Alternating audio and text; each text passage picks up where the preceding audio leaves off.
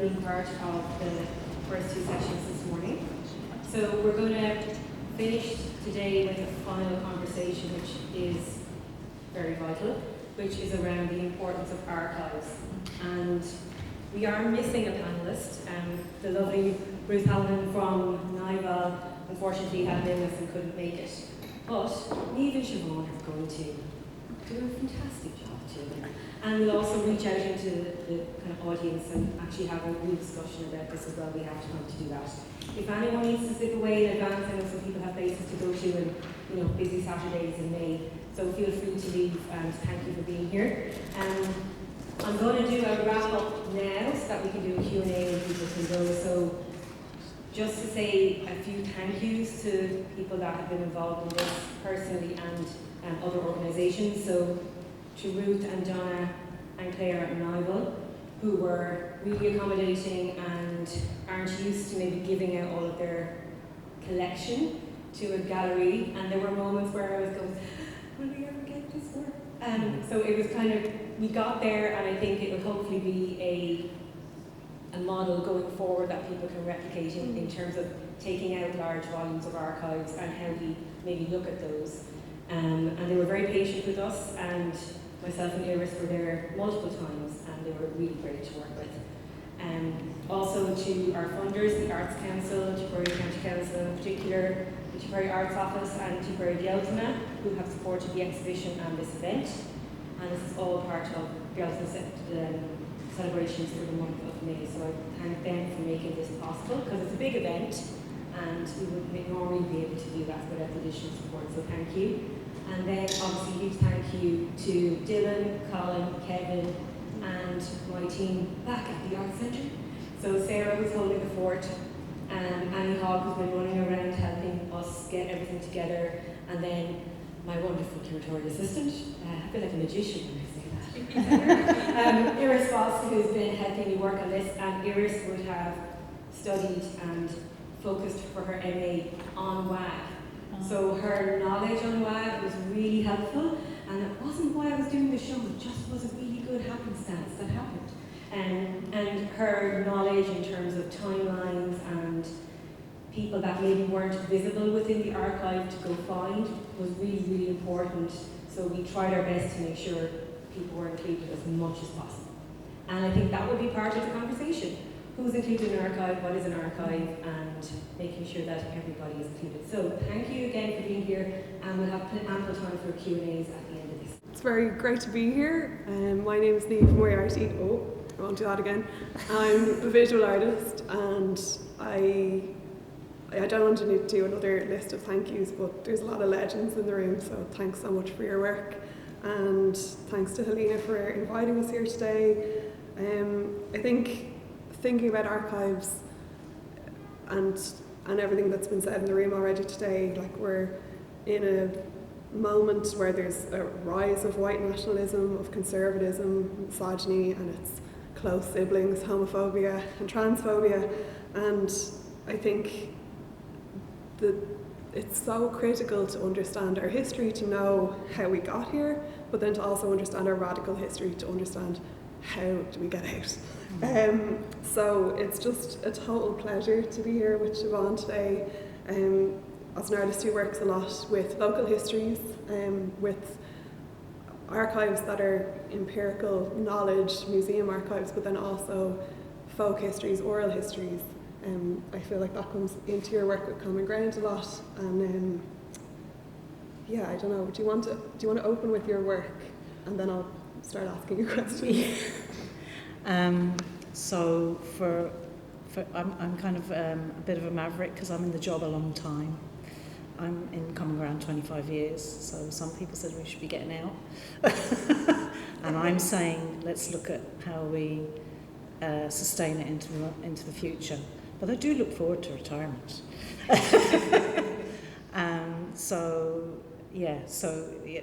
There is always that dilemma. When do you go and when do you stay? But I suppose one of the most practical things for us at the moment, and Niamh touched on it, is around that kind of idea. And I know somebody, I think it might have been Louise, said it this morning, around modes of distribution. And so for Common Ground, we've we started in 1999, and I was tasked as a development worker to set up this organisation. I'm hoping you can all hear me as well. You know, yeah. And so it had no memos and arts, it had no status, and it was a group of people who came together, who acted as a collective, who were a working group of people. Some of them had relationships with people in this room, working relationships with people in this room at that time. And, you know, and we were also emerging in a time and a place in 1998, 1999. Like, IMA had opened in 91. It was hugely influential as an education and community department. There were artists like Alva Murphy that we would have looked to all the time. You know, I would have been inspired by Unspoken Truths as a young art teacher.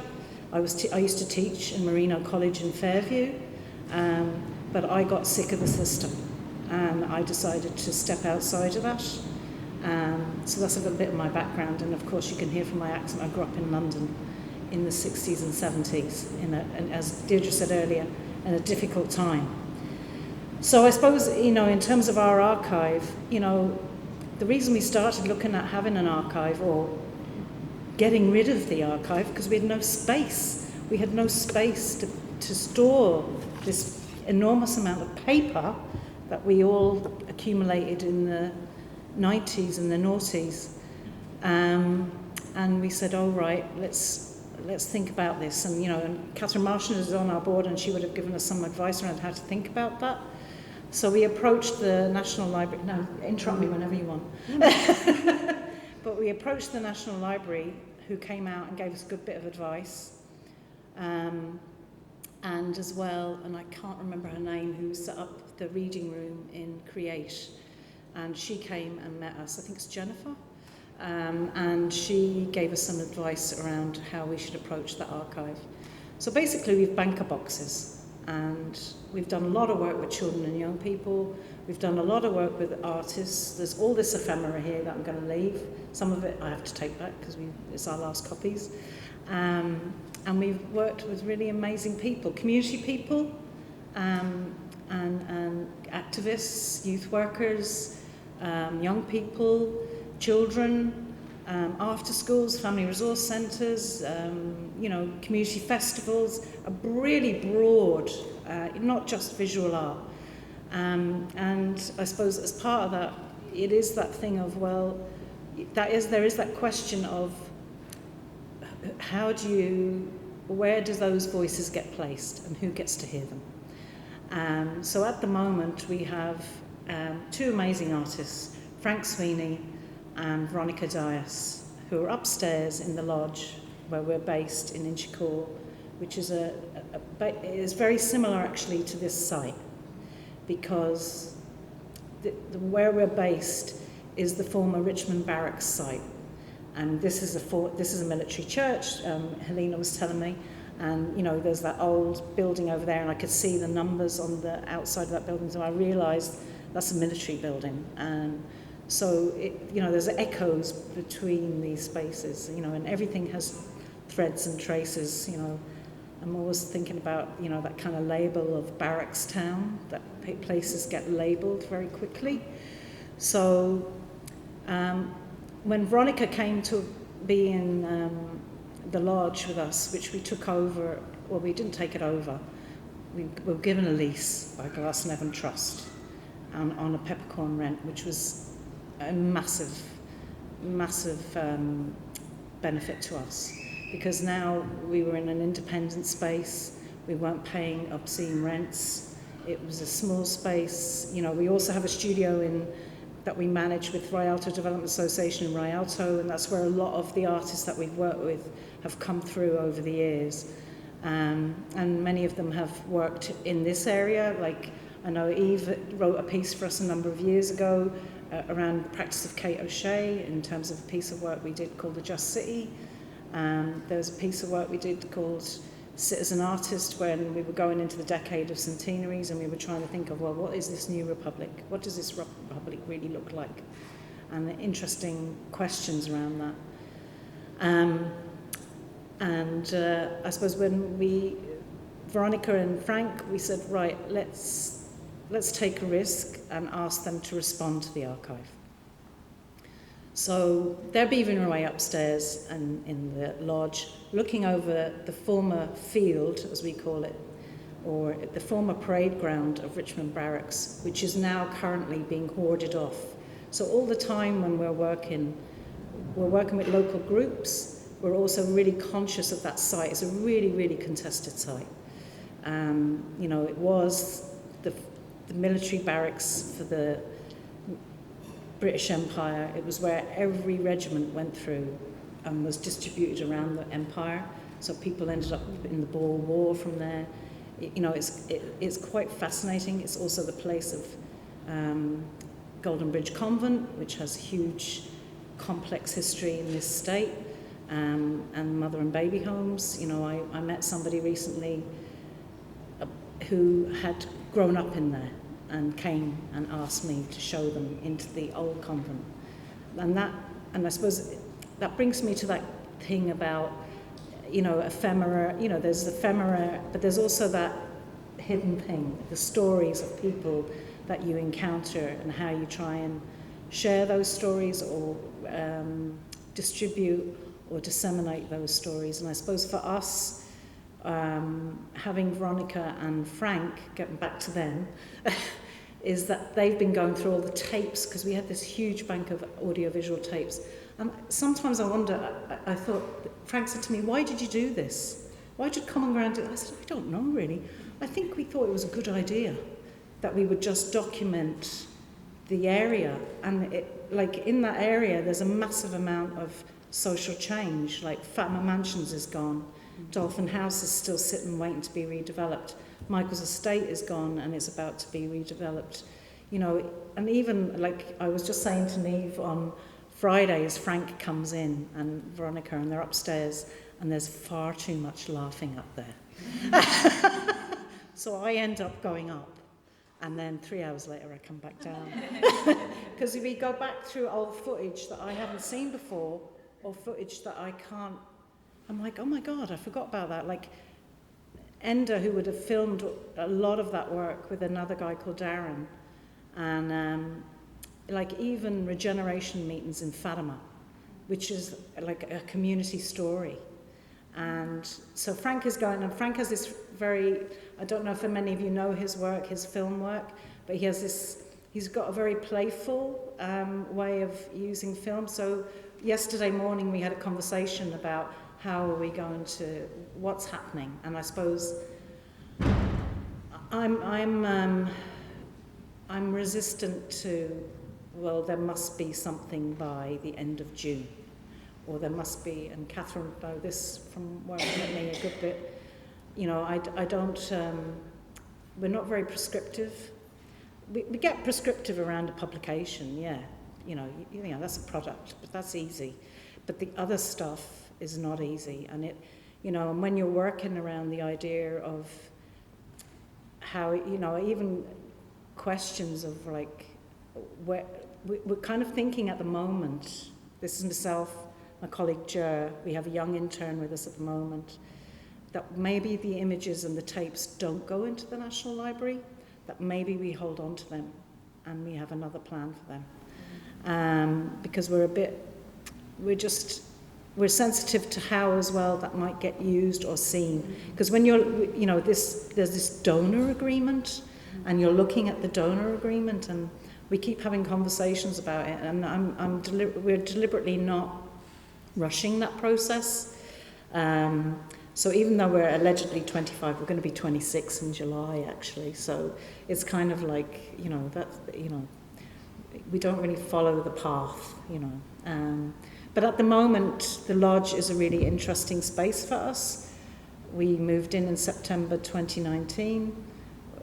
It's become like this hive of activity. At the moment, we have Kevin and Elizabeth over from Australia. They kind of use the kitchen. It's not very big. They hosted an event on Thursday evening in the local youth service. I don't know why I'm talking about this now. Augustine O'Donoghue and Conor McCabe are in a small room on the ground floor. Ger and I are in the middle. So it's like a lot of people coming in and out. And Patricia McCann is a woman we're working with at the moment. She's from Rialto. She's a self-taught writer. She writes plays. But there's an interesting story about Patricia and the archives. She, and this is kind of like, this is my mind wandering around, but she is a great friend of the women flower sellers on Grafton Street. And a number of years ago, we were involved in a film called Fatima Was My City.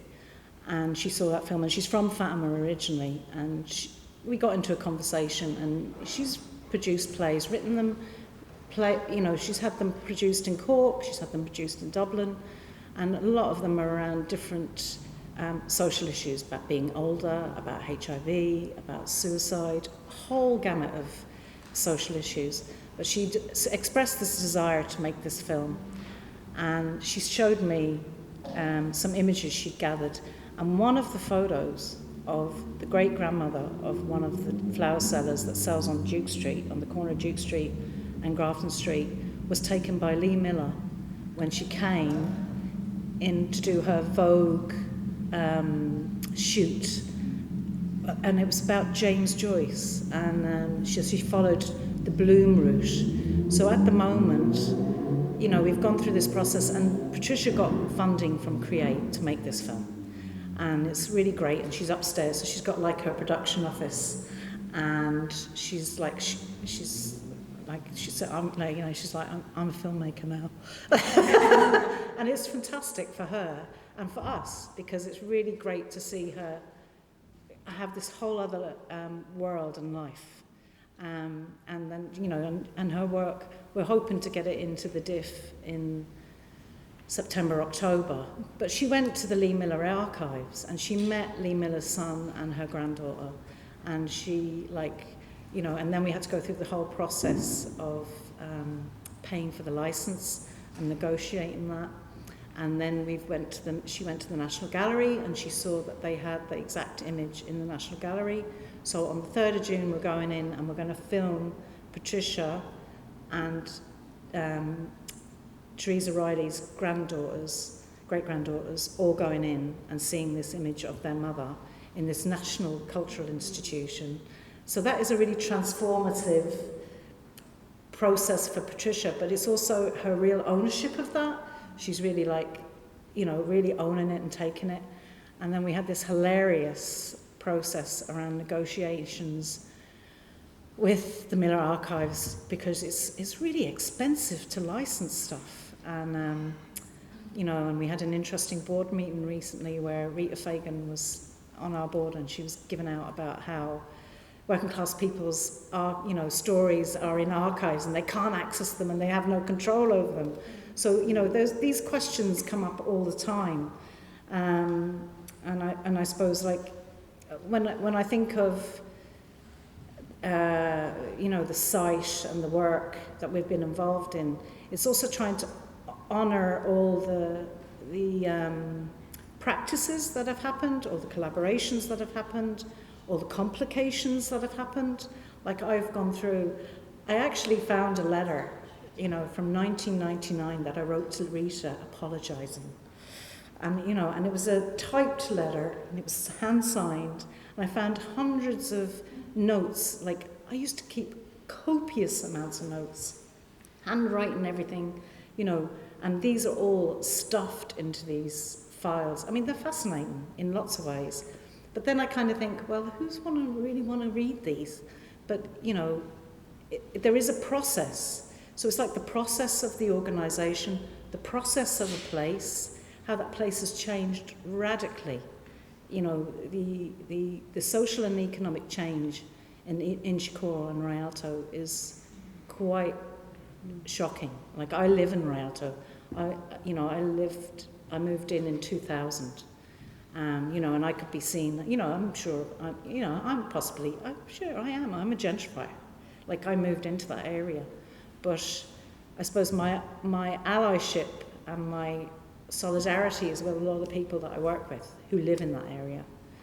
And then how do we honour those stories, or And I suppose the other thing is around ephemera, like this is a specific ephemera, you know, and for many organisations it's really, you know, like it's tricky doing socially engaged practice, it's tricky working with artists, it's really tricky working in community, and you have to find a way of trying to capture that.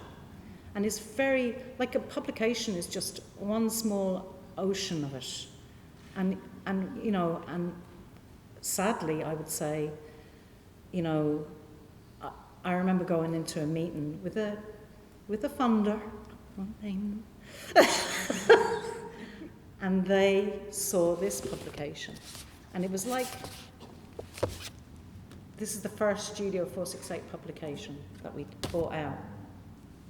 So it was the first 10 years of the studio, and when it was like, everything we did in that conversation was like irrelevant. It was around the time of the recession, so it was really, really tricky conversations. But when they saw that, oh, that's beautiful. Who designed that for you? And it was really, really sad. And I was like, I'm really angry about it. But you couldn't get angry in that meeting. And like, I was like, that's interesting. Anyway, so that's me. That's great, I could keep listening.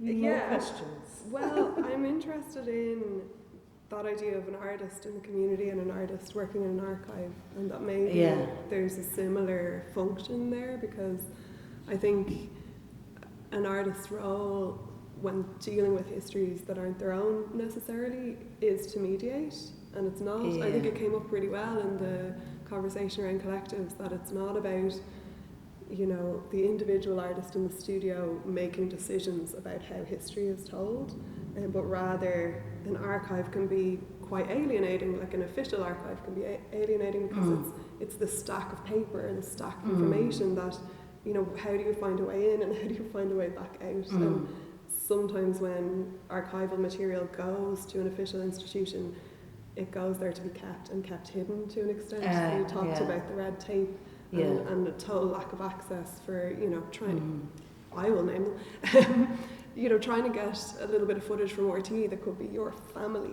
can be next to impossible and prohibitively expensive when it's a public institution and it's a public record.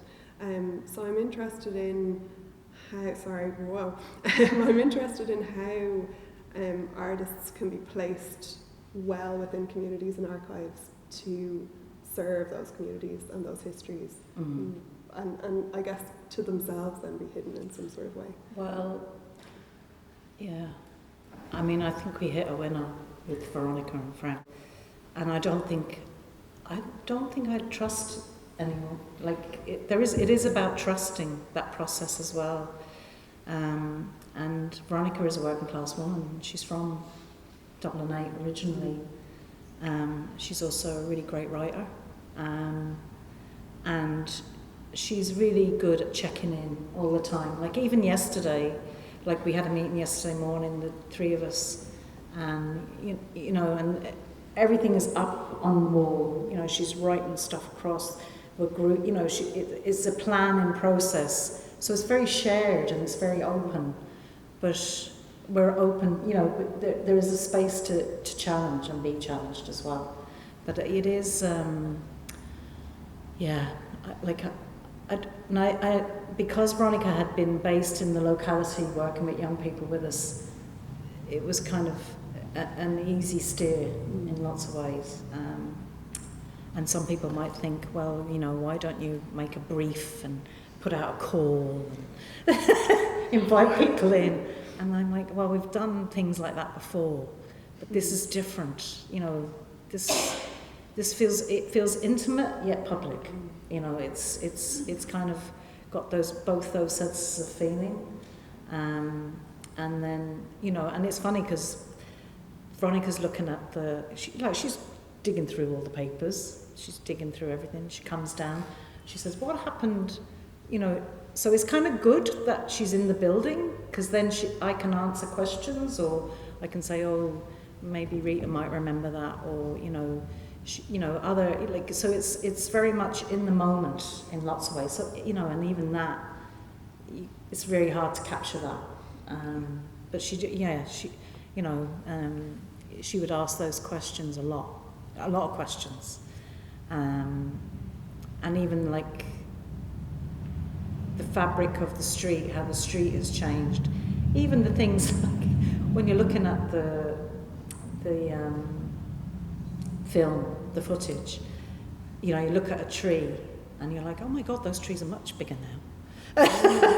So it's like this whole growth, and anyway, so yeah, that answers that a little bit. Well, it's really exciting that you videotaped everything, because it's mad. so much comes out of that material that you wouldn't expect. Yeah. So I work with an organisation, Keaton Contemporary Arts, and we work closely with an artist, John Carson, and he has this photographic poster work that people might have seen. It was in the last iteration of EVA International, which is called I Walked from Cork to Larne, right? Oh, yeah. My brain. And to see the 40 shades of green, and there's 40 images of different greens that he sees in the landscape, and some of them are army fatigues and some of them are cabbages for sale on the side of the road. But he actually took reams and reams and reams of these photographs, which we've now digitised, and they show an ecology of Ireland that doesn't exist anymore. There's a shade of green that now we're not seeing so much. We're seeing a much more yellowed green. There's these deep forest greens in the grass, and there's types of grass that were more widespread, and he didn't know he was photographing ecology, or that he was making a record of the landscape. He was doing his artistic work, but the fact that he saved all those rolls of film, now they can have a totally different use. And I just think artists working in the land and working in community can have their work can have these other functions that we're not aware of. So it's everything, the idea that Frank and Veronica are upstairs and they're also doing the work of digitising, right? Yeah, they're transferring it all onto memory banks. Brilliant. We've got these 2 memory banks. Well, this is all Frank's advice. Yeah. So we said, all right, we'll get that. How much does that cost? So he's doing that at the moment. But it's interesting, one of the projects that we initiated initially was called Community and the Artist, and at that time we were kind of placing particular artists in particular areas, and one of them was Nolene Kavanagh in Fatima, who then became the director of Muckness, and then we had Niamh Lawler, who works through puppetry and puka puppets. She was with young people in what was called St Michael's Youth Project, but she wrote a song with a group of young people called Friends, and Frank loves this song. And then he was even more like, oh my God, that should be #1. And then he was like, can we meet them? And they all live in the area. So he's connected with them all, and they are going to, not reform, but they're definitely going to be a part of the film. But it was just like, as he was going through this, and they made a video for it, and there was documentation of when it was launched, and it was a really big moment at that time, when they were only about 15. But now they're young mothers, and and even the lyrics, are really interesting. And Frank is mad into, he does DJing, I think, for is it Dublin Digital Radio? So so he's a big muso, so that's interesting how he's cottoned onto that piece. But that's just one part of it, because Veronica will also be writing, and that may not sit in the film, that may be sit separately. And then we started talking yesterday about, well, where would it go? Where would we put it? How would it look? We're starting to think about where would we show it? But it's like, is it in a space like this, or is it somewhere else?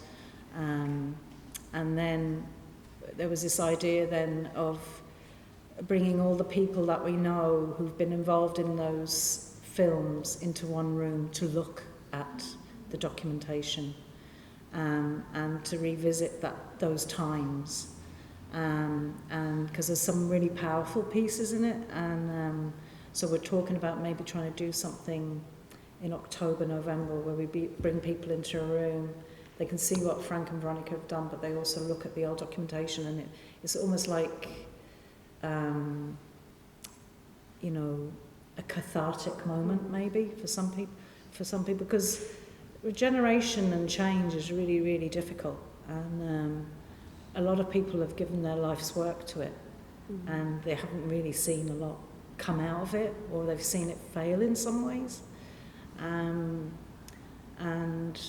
you know, it's trying to, you know, hold that balance. And I suppose when we're working with artists who respond to that, and like, you know, working with Augustine and Connor last year, you know, and they're still working with us, but Augustine and Connor did a really interesting piece where they took these doormats and distributed them, and they were all, and Augustine can talk to that in a minute if she wants to tell you about it.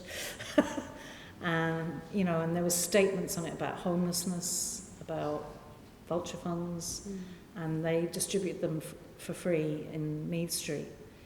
But that got huge traction. Like Connor ended up talking on News Talk, you know. But it was that thing of like the issue of home and place, and the power of that place, and you know, the power of an archive, you know. Like mindful of that all the time, and trying to keep being really, like I try and be really practical, and then I try and be a little bit, what would I say, theoretical, or you know, a bit artistic about it, or you know, or I talk to other people around it. What do you think? What do you think? Because it's living. I suppose I am conscious that once it goes into the National Library, it might be dead. But it's like, what do we do? And then Frank keeps saying things, going into them archives is a pain in the neck. And I'm like, but what do we do with it? Where do we put it if we don't put it in there? And my greatest fear would be that something would go on fire, and it would be ruined and gone forever. So what do you do? And we haven't got enough space. That's the other issue. You know, like it takes up a lot of space. So anyway, sorry. That's the thing. No, it's a resource, and you need resources to care for it. Yeah. It's something I've just remembered from very old work, which is that the word archive is a Greek word, and it's the same root as the word for home. Okay. Because it's where you house the stuff, the stuff of life, and I guess that fear about giving it over, I mean, you're going to keep archiving what you're doing as you're going to keep having a living archive as you're going. But it's now all on emails, and it's all up in folders. That's true. So it's, so it's really, so that's really strange. Yeah, it's a little bit more precarious, I think, in a way. And harder to access, and then it's mixed in with the personal stuff. I'm interested in what gets saved.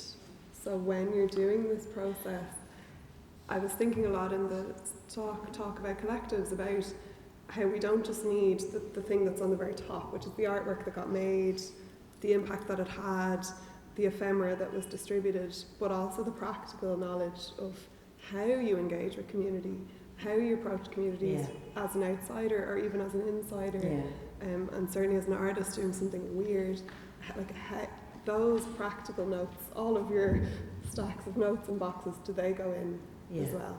They do. Well, that's a straight answer. And then I did destroy diaries, and then I have I have 5 left on my desk over the last 5 years. I was thinking maybe I should put them in. You know, but they're kind of mixed with personal and professional, but sure, that doesn't matter. What does it matter? And the last couple of weeks, we've become more intense around it, because we're trying to, like we ended up, like it's like you say, archiving is expensive, you know, but we were gifted this young woman who came along and volunteered and said she would help us with it. And she did it for about 4 months and did a very basic archive. You're laughing. Same. And so she did that with us, and that was an absolute gift. But then, because she wasn't embedded in the organisation, she wasn't clear about, that piece of work goes with that piece of work. So in the last number of weeks, we've spent about 2 days a week amalgamating all of those together, and one of them is the Studio 468, which has been going since 2003. So, and then at one stage we asked a guy called Logan Sisley, who now works in the Hugh Lane. He used to do the role development. He worked with us on the studio for a number of years. So then Logan handed me this plastic bag full of files. I was like, oh no, more. And so it was like, how do we assimilate that into that? So what we found now is there's some doubling up. So then you have to go through this, you have to really go through it, and you have to just sit with it, because then, so you would get, you get rid of the double up stuff, or you would keep, things I might write a note on, I'd just keep it, or a sticky, or, things like that. And then, like I was saying, trying to make a decision about the images, like what do we do with the images, because there's some photographs, there's slides, there's negs, there's medium format images, videos, heaps of videos, which we put on Vimeo. A lot of them are on Vimeo, so they're accessible. But then there's CDs of them. And then I was thinking, maybe we could apply to commission them on for money to do that. So it's, I suppose, because it's in process, it's bringing up more questions all the time, and that's really useful. And I normally go around asking people, what do you think of this? What do you think of that? Trying to get a bit of a feedback on it, or other ideas on how to do it. Because we have a board, then we have the artists, then we have the community. So you're trying to, everybody has an opinion on something. So you're trying to weave your way through it and think about it. But I suppose at the core of it, there would be Ger, my colleague, and myself, and we have a young intern at the moment, Bridget, who's helping. So it is what it is at the moment. But I think in the next 2 months, we'll drill down on it more and have more of a sense of what we're going to definitely give and what we're definitely not going to give. Because I have a thing, well, why don't we give him board minutes? And Ger is like, She's more cautious than I am. But I'd really like, I don't care what goes in really, but there is a restriction on how you, but then when you start, I don't care, but I do care. Because then you're kind of thinking, but because some people are alive, you have to think about that. If they're alive and they might be offended by, so you have to, because I've seen projects, archive online. I've gone into it and drilled into it, and I was like, ooh, that's interesting to see, So it's trying to balance all of it. It's a tricky one. It's a flood, because there's still stuff coming in. There's still archive to be made every day. And I'm positive about archives. I think that it's an enormous privilege, and it's a huge gift to those artists. I can't speak for them, but I'm going to do it anyway. It's a huge privilege for them to get to spend time open-ended to go through that material. And any time I spend, from Nival right up to the National Museum, if I'm spending time in an archive, it's privileged time and privileged space, and I'm enormously privileged to get to do that ever. And a question I had is there a mechanism then for Common Ground's archive when it does, or when part of it does go into the National Library, to help people to understand that they have access to that? Because I think that's one of the biggest pieces of red tape is sort of invisible. People feel intimidated by these spaces. Yeah. They're not welcoming. People don't know that they can leaf through an ancient manuscript, but they're entitled to. Yeah. So is there a way in the publicity of making that clear? Yeah, I think we have a duty to do that. Yeah. And you know, because we keep revisiting that donor agreement and looking at it and having conversations about it, because you have to have, like, there's different categories, like whether you're allowed to be in the Creative Commons or not, you know, all those kind of things. But yeah, definitely we have to, even on a simple basis, we're trying to put down what we did organisationally and programme-wise each year, just in a real summary. So it's like based on what you might put in audited accounts, you know, the kind of the general summary you do in an audited, so that people don't feel that they have to keep rooting through everything, that there is an ability to, you know, and Nigel, who's on our board, advised us to think about maybe just a bit of a story around, but then there's also a part where, you know, I'm going to have to let go of it at some stage. So, and hopefully that's by the end of this year. So, and it's for whoever comes next to go on to, you know, obviously in the next number of years, you might have a rhythm around it, but then there's the whole digital archive and the nightmare of that. And you know, and even the National Gallery were very helpful because, not National Gallery, National Library, whereas they were saying you know, they received recently the whole archive of one family. And that's a massive archive. And very complex. And I was like, well, ours isn't half as complicated as that, because, you know, in that there's, you know, letters from women to what was Cherish at the time, you know, so there's a lot of ephemera, but also very moving testimonies and, you know, much more complicated. I'm not saying that one place is more important than another, but it is very complicated, and it's also a huge part of Irish history. So, I'm hoping that maybe in 30 years' time or 40 years' time, some of that film archive might pop up somewhere else, or, you know, because it is a very distinct part of Dublin, and it has a very, you know, and the complexity of the place is very powerful, and yeah, I'm just hoping that might come and arise in some way. But I don't know, that's not for me to worry about. Yeah. It's for somebody else to worry about. Helen? So are you open to breaking up the archive? I don't know. If we put all the film in, then we have to put a lot of restrictions on how that gets accessed. So we were thinking, well, if we can hold on to it for ourselves for the time being, until, say, Common Ground closes down, well, then there's a different... You're just pushing the problem with the room. I am, yeah. Very, very scared of that. But I suppose, you know, would you talk to... Well, I think breaking up the archive would be A bad thing. an error unless Yeah. you do something like a film archive is very comfortably in the Irish Film Institute. That's true, yeah. Archive, and they deal with such a broad range, and they would technically be able to look after it. Yeah.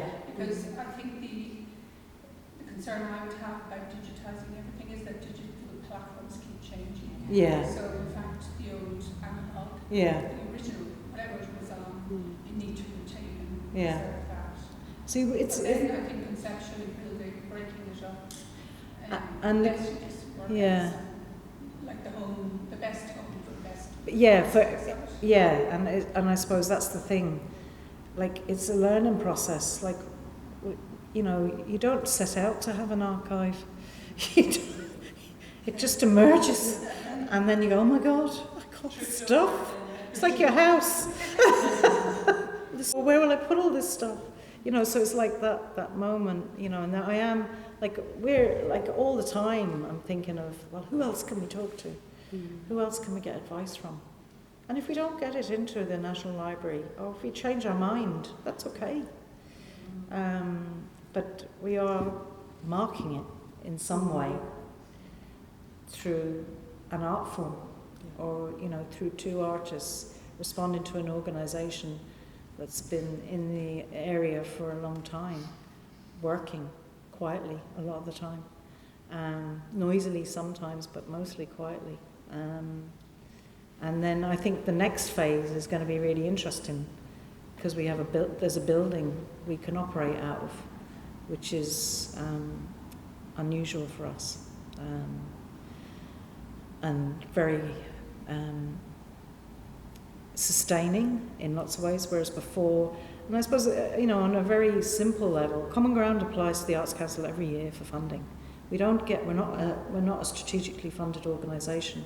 We apply for AGF funding every year. So you have to do that every year, and that's tricky, and that doesn't pay for archiving. Nothing does. Nothing does. That doesn't pay for that. Yeah. Yeah. Yeah, I'd like to open it up to more questions where we're at. Yeah, Yeah, of course. just I'm really interested in value systems in archives. So how value is determined is usually by the agency of the institution, Yeah. or whatever. And just the way you talk with such warmth and depth about what's in the archive at the moment. Yeah. Should that go to say, the National Library, that kind of embodied knowledge? So at the moment, the archive is very much attached to your embodied knowledge experience of it. Yeah. And so you bring those items to life, basically, anecdotally, which is really, really important and gives it such value for people. So when that then transitions into the National Library, that value is lost, and they determine what it is. So I suppose my question in that is, have you thought about that transitional period and how that might be negotiated so not all is lost? Yeah. Like things now, like you were saying about notes, they might be just disregarded. Yeah, and like what, I think it's Kira in the National Library said that they wouldn't get rid of anything, but they do have their own system of filing. But interestingly, Veronica said to me she wants to record me. And I was like, okay, well that's one way of, holding that piece of knowledge, But then that's why I'm kind of going through that process of writing stuff down or doing those year by year, so as we remember. And I mean, Ger and I are in the organisation quite a while, and so we have this kind of shorthand in terms of, being able to figure out and go back and remember stuff. So, Veronica's idea I think is good, and it was Nigel's idea as well, that we should write the story in some way. I always go back to my experience with Whitechapel and how they use their archive, because they have a very small display area and the archive isn't physically in the building. But what they do is they take ephemera from the archive. And an example that I saw that I thought worked really well was the first time that Rothko showed his work in London. So they borrowed, because they didn't have a collection, a Rothko from the Tate. So in this room there was a Rothko painting on the wall, and then they had a one-wall photographs from the opening. And then they had this beautiful series of letters from Rothko and the director of the Whitechapel. Around to show. But what really, all of that worked. What really worked was then there was a series of headphones where, on displaying the work, they interviewed people who were in London and connected to the show in one way or another. Okay. And now recalling the experience. So I think, in terms of your own sense of responsibility, like the archive is a living archive. It is of its time, but if people have memories of it, you can always build it on it. And I think when Frank and Veronica and I were talking yesterday, that event thing that we're thinking about in November, I think that would be the start of that, to be honest.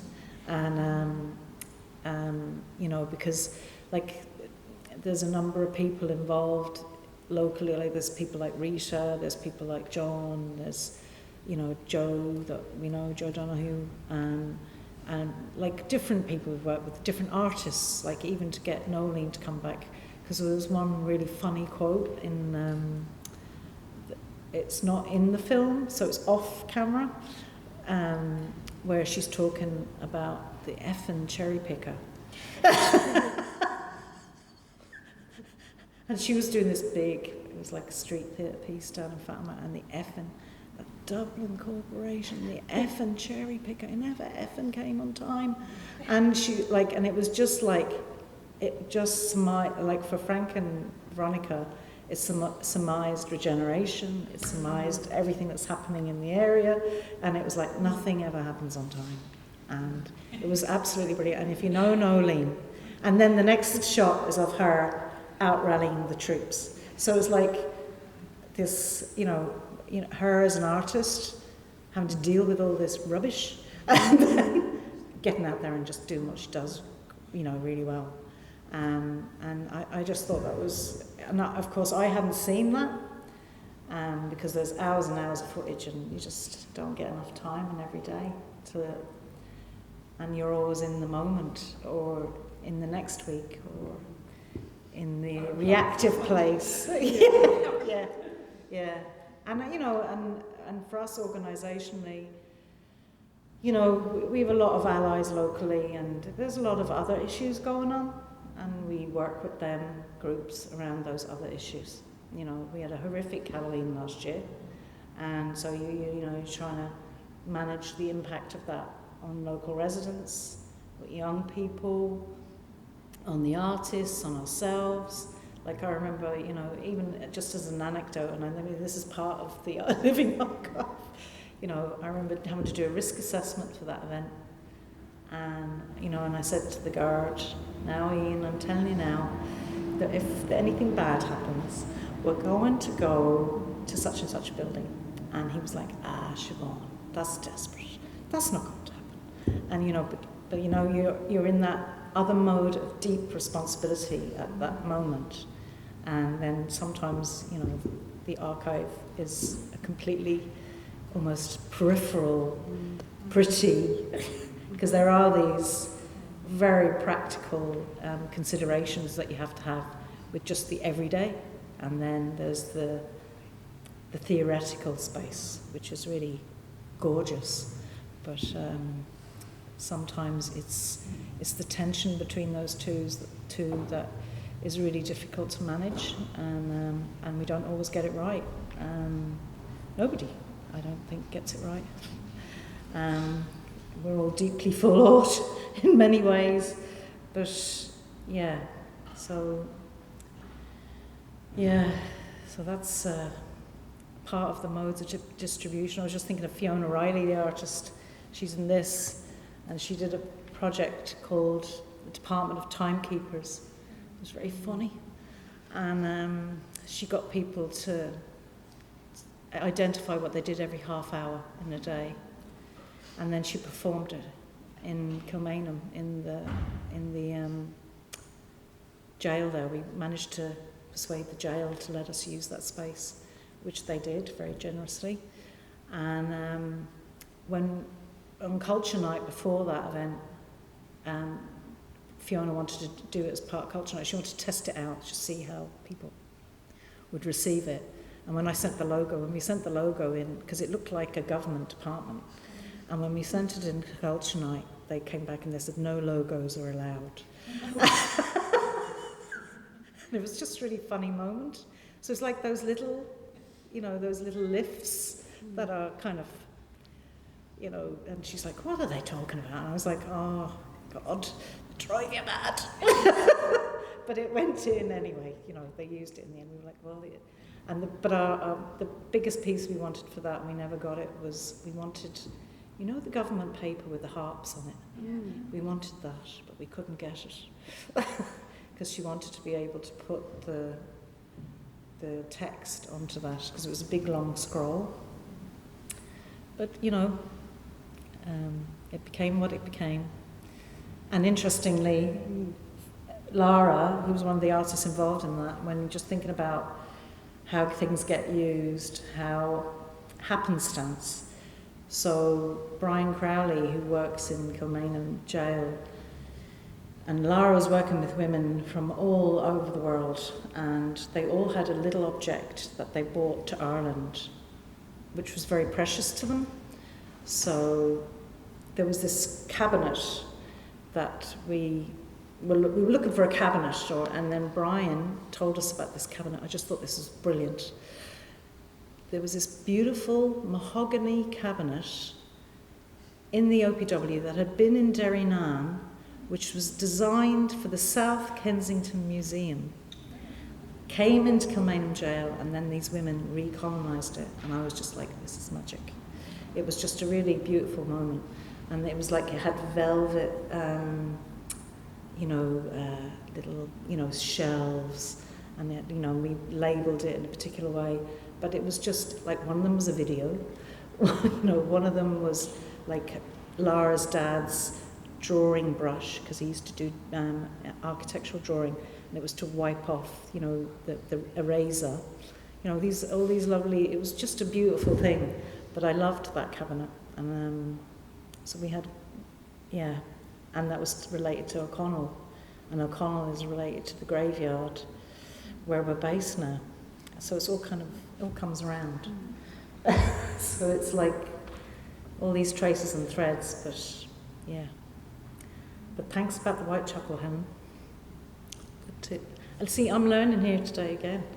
This is what it's about. Yeah, just like, and Common Ground's a learning organisation. It's not, everything isn't set, and everything's changing, and it's very different to what it was originally. Like a lot of, in terms of the archive, I found all these notes around children and young people, because we work very closely, which is what was called the Canals Communities Regional Youth Service, and we worked really closely with them. And we had a huge budget for that work. That all went in 2012.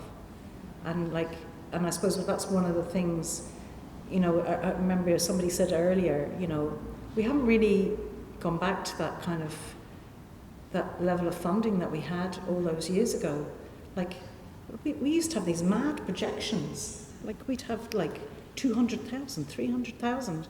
Like, Common Ground gets €120,000 a year from the Arts Council. It gets €12,000 a year from DCC. So it's not flush by any means. But because we're in a building that we can control and it has a peppercorn rent, that allows us a lot more freedom. And there's that tension, like just talking to Eve there, and around the idea of community land trusts and all of those things, all the really valuable processes and structures, and yet you come up against these really tricky institutions, particularly local authorities, and Kevin and Liz have encountered this in Australia, and they just do not want to give you that space for free. They will not give you that. They want 15 grand or they want 18 grand. And even this new model now in Dublin where, it's like these getting into bed with the developer around, cultural spaces. And then, after 10 years, they can turn around and say, okay, we want 20, 25, 30 grand a year. And then what do you do? So, so it's like, what does this, and this is and I suppose it's coming back to who is the archive for, and, and how do people access these things? It's like, what does the state really want? And, and how does it really want us? And I suppose it's that thing, like you were saying, like we've got to rail against it in lots of ways, and that's, and in our work, we've stopped chasing money. It's a waste of time. Let's put some energy into something else. And, it's been, in the last number of years, even being able to increase artist fees has been really important to us. And that's only because we're not paying a load of rent. And that's really important. And if we can try and maybe get Commissioner Maughan to pay for something, I'm a bit naive about that, but sure. I don't really listen to no. Just stay idealistic to some degree in this business. Yeah. There must be a few PhDs. There has to be. I keep saying that. Yeah. There has to be someone out there. That'd be amazing. it's just so enriching to hear about all the care and the consideration that you're putting into piecing this archive together, caring for these histories, because really it's the ecology of the culture of a place. Yeah. And it's so telling that an arts organisation would end up being the custodian of that. Yeah. of living, really just living Yeah. history in Dublin 7. So thank you for your work. Thank you. And thanks for sharing with us today. And I'm just thinking of what Catherine said earlier. Collaborations take you somewhere else, and I think that's really interesting. And that's sitting with me a lot. Can I just, sorry. Oh no, you can Just keep on asking that, questions. Are there, I used to live in Riyadh about Oh, yeah. 20 years, how many years ago now. Yeah. Are there any other community organisations that you could make an alliance with? I'm just thinking that who's it for? Yeah. What an amazing resource it is. Yeah. And what I know about archives is that even if they're sitting there for 10, 20 years, there will come a time when what's in them will become so, you can't kind of conceive it now. And that's why I'm a real advocate for keeping them out of institutions. Right. Because of that kind of value. Yeah. It's not that embodied history. That's another idea now. So yeah, make an alliance. Yeah. And bring in bits of funding, so Yeah. they then use it as a resource. Or, Brilliant. and Yeah. share the responsibility. I mean, there's a number of us, because particularly around regeneration, Yeah, that would be really interesting. yeah. Our historical, yeah. Yeah. And I think as well because of what you were, that question and that statement you made, which I think was pointed, but what does the state want?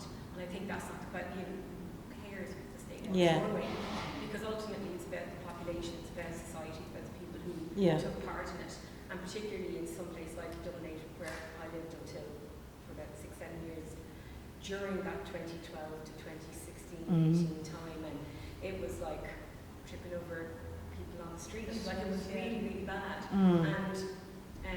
But then there was this really, really kind of gentrified, and it just got worse and worse and worse, and I got priced out and I left. Yeah. And I just think the people that have contributed to it, the artists and all that idea of it going into an institution, which I know is almost like what we have to do because things are limited, but it's kind of such a resource that it's that access and your own history and not being told you can't have that image that you're in. And I know even it's just I think all of institutions have to ask these questions, because even with NIVA, when we were asking for the slideshow, we were asking, so we had to ask all the artists if it was okay to show their work, but I wasn't allowed to send the artists their slides. Okay. I had to send screenshots. Yeah. I understand why they have those in place, but I do think, artists and the people who made the archive need to be allowed to access it at the very minimum, as well as the general public. So I think there's a long way to go in how archives are managed and how they're accessed, as well as the organisations that are holding the archives for now. Yeah. I suppose one of the interesting ones is the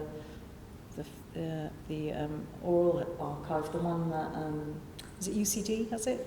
The National Folklore Collection. That's an interesting one, because that's mostly digitised. Maybe I should ask Katrina Crowe. You see, it's open-ended, and that's kind of the way we work. So, would be like how to keep it out of the institute, but then how to keep it within the community. Yeah. And how to have ownership again. Yeah. Community land trust model. Yeah. Whether it's a collective again that's set up that people are invested in. There might be something in that. So it's kind of collectively owned.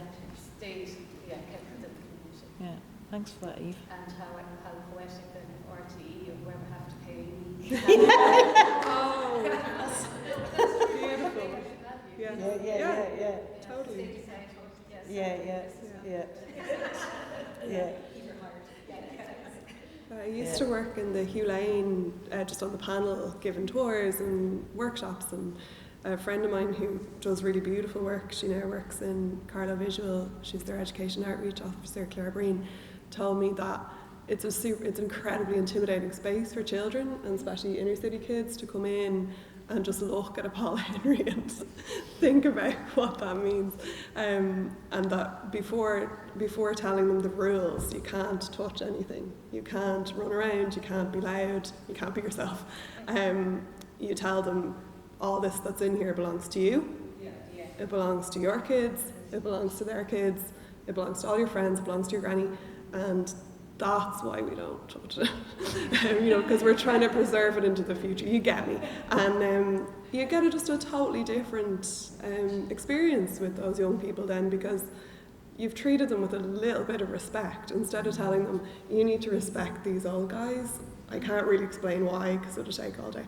And I just thought it was just such a gorgeous piece of advice and a way of dealing with collections, because they're just not totally accessible to everybody. No. You had a question. Well, I agree totally with what you were saying. They're great suggestions also. Yeah. Yeah. But I just think as somebody who's been here today and experiencing the power of revisiting archive, just in terms of my own small little membership bit, it's just such a very important resource and validation of people's experience and what has actually been created. So I think that however that happens, it's to be recommended. And I think there is a part for the state to play in that as well, and for communities to hold on to the ownership, or to be consulted even in terms of where they might, how they might like that archive. Yeah, because at the moment there's a guy from Trinity who's doing something in Dolphin House, and we're all deeply suspicious. But it's like, what's he doing? Where's he going? What's that about? And because we don't know where it's going. And that's the question. Yeah. Yeah. Yeah. And because we're all like, where is it going? What do they want that for? Anyway, somebody at the back has a question there.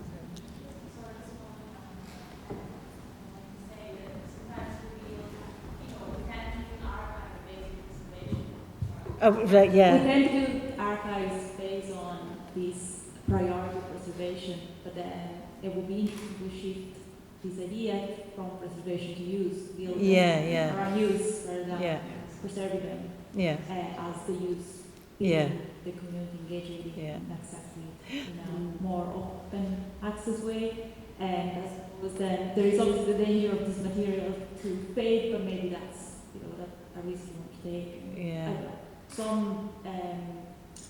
There was a person, Justin Feet, from the Interference Archive in New York. Oh no, Josh. And their approach to archive is very liberating. Because it's all based on the idea that the use is more important than preserving. But they're still preserving, it's not like things are going on fire.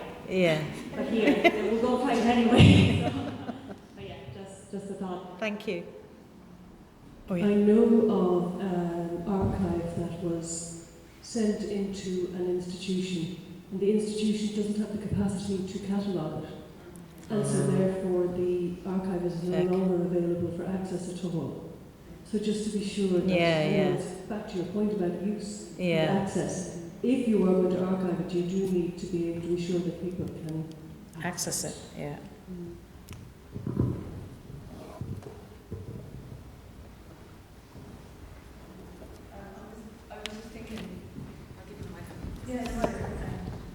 It's not really a question, it's just the comments on the anxiousness in Ireland about archives because of what happens. And I think that's a really fresh, even though it happened nearly a century ago, it's actually still really fresh in people's minds because when you go looking for your family's history, gone. So I can understand the compassion and respect and the worrisome pain about trying to mine something like that. And I think we're more aware than some countries about how important it is to mine the archives. Sorry, just I think whoever you talk to, you need to talk about what their policy is, because when I spent the time in MoMA, I was on Fulbright in MoMA and looking at their archives. And I was looking at one particular archive that had come in retrospectively. So it was the archive of the first education director, Victor D'Amico, who, like, I was there in 2019, so it was 80 years prior to that, first 30 years, do your maths. So it had come retrospectively in by 2010. But what was very interesting was I could access his boxes as he had archived them. So the policy in MoMA was not to disturb the archive as it came in. But they then went on top of that, and they catalogued it as archivists. And then they digitized it, and then the Education Department developed a whole suite of programming around it and have published since. So I think that whatever the principle of practice in the archive, that will be one to find out before. Because I would be concerned about you breaking the archive. Oh yeah, I know. Yeah. I'm listening to you. Sharing my information. That's basically don't bring up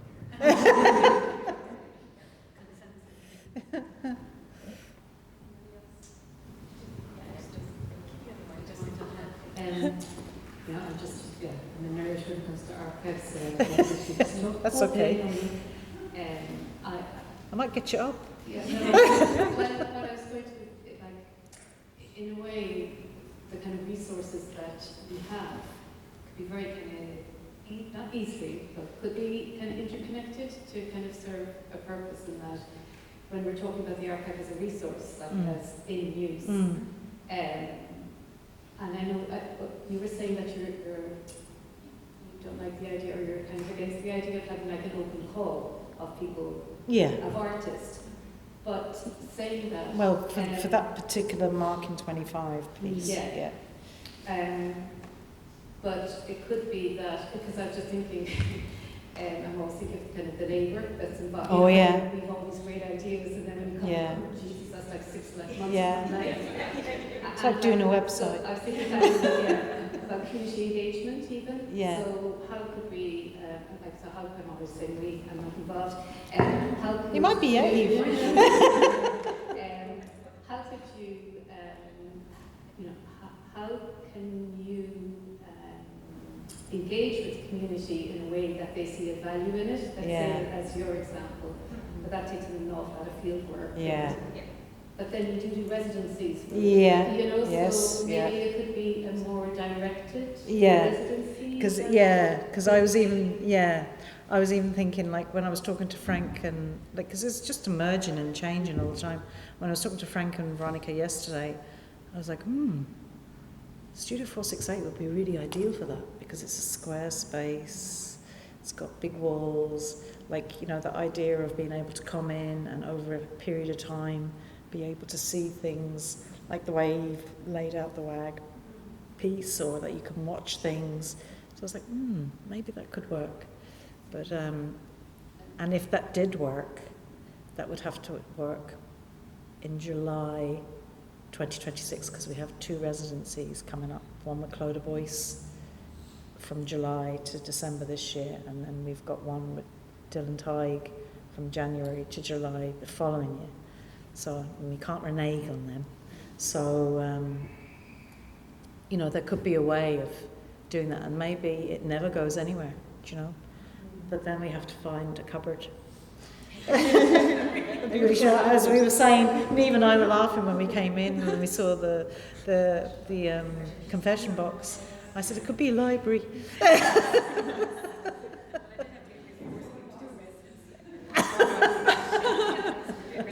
Library of censored materials. I said, I wonder, does it still smell like a confession? I opened it, but it didn't smell like that. New movie, Sins of Ireland, I think it's called. It's on the trailer, and it's based about priests and churches and all this kind of thing. And most of the confessionals have turned into storage units. Oh, they? So they'll either have a cook, or they'll have a dustpan, they'll have the water font cleaning stuff, like. Brilliant. They're not used.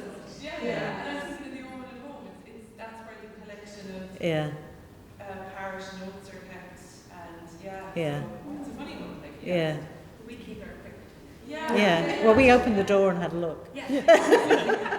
I was too scared. Yeah, that idea of value judgments inside of an official institution, I'm going to try to be careful here. I work a lot as a freelancer, project managing, producing projects, usually with artists, hopefully with artists, but sometimes I work for galleries, and I've worked for a regional gallery to bring their collection to museum standard. They've a really substantial collection of paintings, I won't say where, but everyone has to do this. So it's not a dark mark on the gallery, it's just the process of bringing something to museum standard is so bureaucratically dense, but there's so much cynicism baked into those practices. One example which I gave you earlier, which is like the burning house example, which is you need to, for the insurance, make a list of your storage space, make a list of your shelves, and value them on economic value. So the opposite of what we're talking about here, like what's the value to an artist, what's the value to a community of this material, what's the value in terms of history and knowledge, but what's the, literally, it's Paul Henry, Jack B. Yeats, Maurice McGonagall, just because he's a historic figure, and the women are way down. And this collection has Evie Holmes, it has Mamie Jellett, it has contemporary female artists as well, and you're just like, when you have to make the list, because the list, some of the collection is in private hands, but it's given to a public institution, which is a whole other thing. So a public institution is minding the value of a private individual. And I joked, I was like, if the house is burning down, I'm going to probably save my body, unless you're going to give me one of the paintings. So yeah, is it about having multiples of the archive, or multiple ways in? Like, are you retaining the copyright within common ground of all the material? Yeah, we were looking at that on the donor agreement thing. Let's go back to that again. Yeah. It kind of, it's the detail of it, and the, I'm not a great detail person, so it just does your head in after a while. So I'm better with the conversation around it, and then the parameters around that. So. There's an awful weight in legacy, I think, and I'm often wondering is it a bit of a trap? Yeah. I'm not saying that in terms of valuing your Yeah. but I just wonder, how much does it occupy the energetic? Well, not only today. This is the first time I've had a deep conversation apart from talking to Veronica and Frank about it, and when we started thinking about it, it was a storage issue. It started as something like a storage issue, whereas now it's become. Now I'm back in the place of not going. You shouldn't be going in there. I'm listening to Eve and I'm thinking, I might invite Leave up to come up.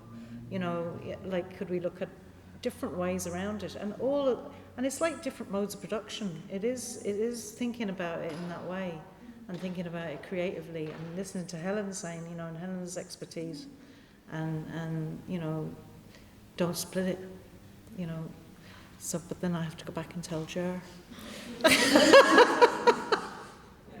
on the board. Yes, that's it. Yes, I'm going to do that.